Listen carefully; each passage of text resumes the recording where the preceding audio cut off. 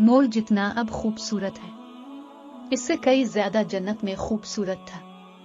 मोर की खूबसूरती पे सभी परिंदे फिदा थे, लेकिन इन सब खूबियों के बावजूद मोर से ऐसी कौन सी खता हो गई थी जिससे अल्लाह तबारक व तआला ने मोर को जन्नत से निकाल दिया।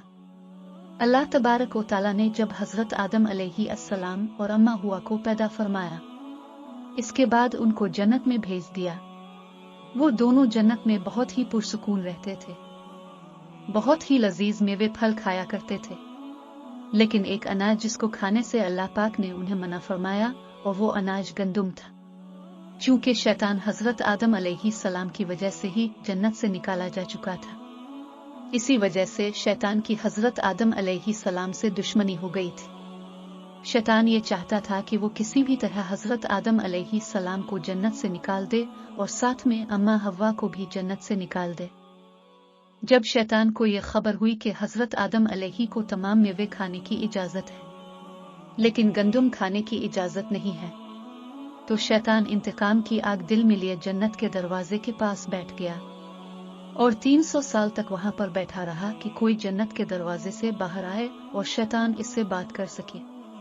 एक दिन अचानक से मोर जन्नत से बाहर आ गया। शैतान इसको देखते ही बहुत खुश हो गया। शैतान ने पूछा, ए खूबसूरत परिंदे, तुम कौन हो? मोर बोला, मैं मोर हूं।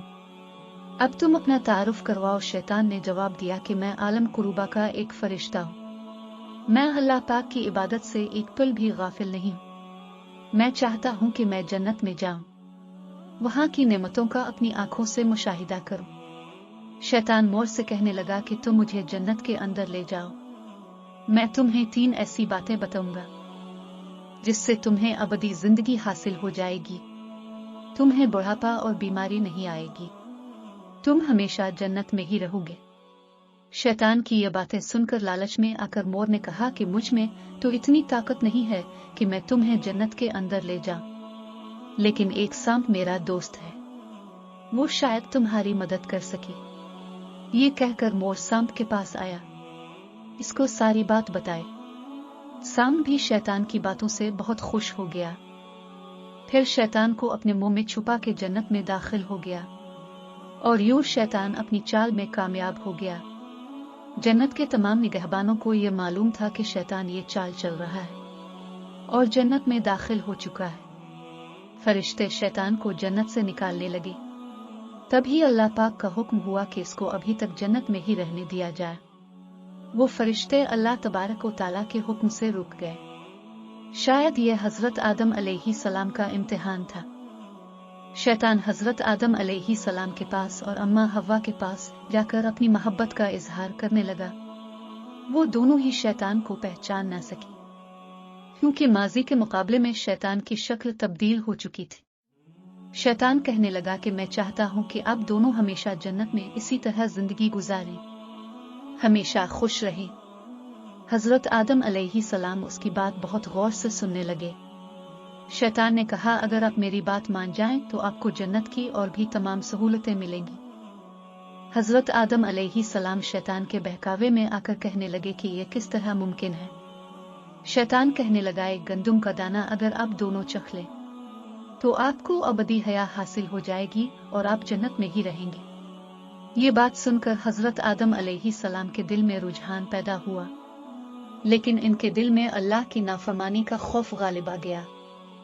जबकि अम्मा हव्वा शैतान की बातों में आ गई, जिस पर अम्मा हव्वा ने हजरत आदम अलैहिस्सलाम को राजी कर लिया। फिर इसके बाद इन दोनों ने इस गंदुम के दाने को चख लिया। जैसे ही गंदुम का दाना उनके अंदर गया तो दोनों के 70 वाजे हो गए, जिसके बाद दोनों अपने अपने 70 छुपाने लगे और खौफ खुदा से कांपने लगे। इसी दौरान अल्लाह तबारक व तआला ने फरिश्तों को ये हुक्म दिया कि हजरत आदम अलैहिस्सलाम और अम्मा हव्वा दोनों को जमीन पर उतार दो। हजरत आदम अलैहिस्सलाम को श्रीलंका के करीब नीचे जमीन पे भेज दिया, जबकि अम्मा हव्वा को जदा की सरजमीन पर उतारा गया। जिन खूबसूरत पैरों से चलकर मोर शैतान को जन्नत के अंदर लेकर आया था, वही खूबसूरत पांव अल्लाह पाक ने मोर से ले लिए।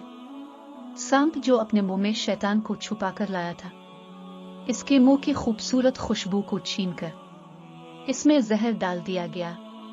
پھر مور کے ساتھ ساتھ سمب کو بھی جنت سے نکال دیا گیا۔